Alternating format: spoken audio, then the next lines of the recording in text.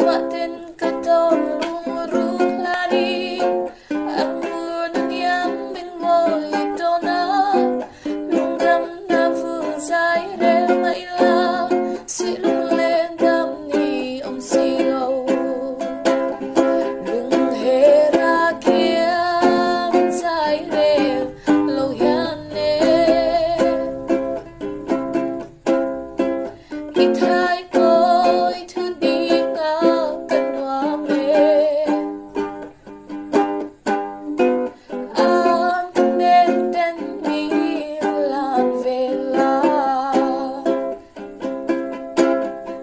nang ngay cha